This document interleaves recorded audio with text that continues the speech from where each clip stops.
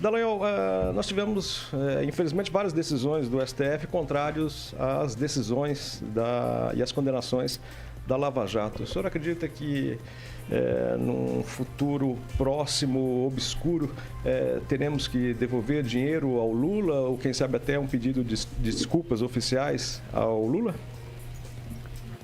Reinaldo, conta-se que uma vez alguns desembargadores em um tribunal estavam reunidos para julgar um caso de tráfico de drogas e tinha sido apreendido lá 100 quilos de cocaína e eles estavam condenando aquelas pessoas, mas alguém lembrou de uma vírgula lá da lei. Nossa, tem essa vírgula aqui, tem essa vírgula, tem esse cisco aqui nesse caso, vamos derrubar esse caso, vamos anular esse caso e derrubaram o caso. Aí um olhou para o outro e falou, bom, agora que a gente anulou essa condenação, anulou esse caso de tráfico de drogas, o que a gente vai fazer com esses 100 quilos de drogas que estão aqui? Bom, se não tem caso criminal, a gente vai ter que devolver a droga para os traficantes. É isso? A gente vai ter que devolver agora o dinheiro, confesso, devolvido, que foi tirado dos cofres públicos? Ora, pela lei, se você derruba as condenações, essa é a consequência. Eles ficam livres para usufruir do dinheiro que eles desviaram porque não existe nenhum processo criminal contra eles. Gente, isso é um absurdo. É um absurdo a impunidade dos grandes corruptos no Brasil. A impunidade gera 3 grandes problemas. Em primeiro lugar, a impunidade faz o crime compensar. Ela passa uma mensagem de que a corrupção compensa. Em segundo lugar, a impunidade permite que os políticos corruptos continuem a nos governar. E aí eles aparecem e reaparecem. Vai ter candidato que tem prova de corrupção até o pescoço concorrendo de novo nas próximas eleições, aqui no Paraná e em outros estados. A gente não pode admitir isso. A impunidade permite que os corruptos continuem a nos governar. Em terceiro lugar, a impunidade permite que os corruptos peguem uma parte do dinheiro que eles desviaram, invistam em campanhas eleitorais, e dinheiro em campanha faz qualquer candidato parecer um anjo. Quando o cara investe as propinas nas campanhas eleitorais, aparece aquela música de fundo linda, ele beijando uma criança, e eles manipulam as eleições, eles buscam manipular os eleitores.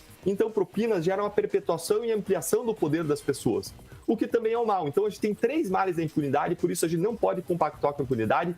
Os corruptos, poderosos, são os primeiros que deviam ser responsabilizados e afastados da vida pública, e é por isso que não eu, Deltan, é por isso que nós, brasileiros, temos que trabalhar. A gente precisa trabalhar por essa causa, e se as soluções não vêm de cima para baixo, a gente precisa construir de baixo para cima, colocando no parlamento, em posições de poder, pessoas, um grande número de pessoas comprometidas com essa causa. De novo, não é Deltan, não é fulano, não é ciclano, mas é a causa, é uma luta nossa da sociedade brasileira. Então, Aguinaldo, quando você me pergunta, o Supremo está derrubando tudo? Tá. E mais, não está derrubando com base em qualquer irregularidade da Lava Jato. Não, não é por irregularidades, isso jamais foi constatado. O Supremo está derrubando porque ele está mudando regras.